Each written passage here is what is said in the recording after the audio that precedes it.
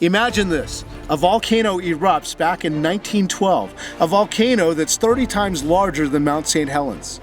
Well, that volcano causes catastrophic processes that normally would be thought to take millions of years. A creation scientist, many years later, finds a book about Dr. Griggs and his original expedition in 1914, and he decides that he's going to take a group back to Novarupta to explore the volcano and to reinterpret it from a creationist perspective. And that's exactly what we've got with Dr. Shormann. Dr. Shormann led his family and friends back to Novarupta and collected data and looked around and actually basically documented the volcanic eruption and showed the implications that had for the worldwide flood, the age of the earth, and also the ice age that we believe took place after Noah's flood. I think it shows you that geologic formations can happen very quickly. It shows us that radioisotope dating really doesn't work. And then it also shows us the biblical time frame that's been caught in the rock record. It's really a way of building Christians' faith by showing that they can trust God's word, and it matches exactly what we see when we go out and look at our world. The volcanic activity is where we get a lot of creation information. I mean, this is one of the ways that God reformed the earth during the flood process. And after the flood was over, when the waters receded, there was just all kinds of craziness going on, and that's what gave us the mountains and the hills that we see today. And so after the flood process, then is when the mountains were pushed up and the valleys were opened. You can see that big things occurred really fast.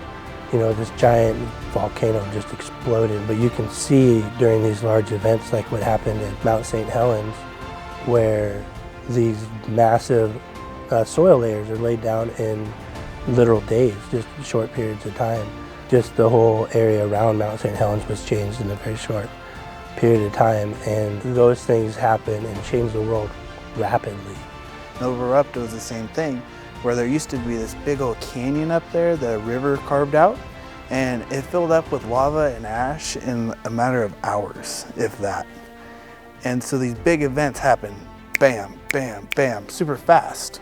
Not over 1 million years or 10 million years or whatever they're at now. I hope it proves to people that it does take that like millions of years for something like this to happen.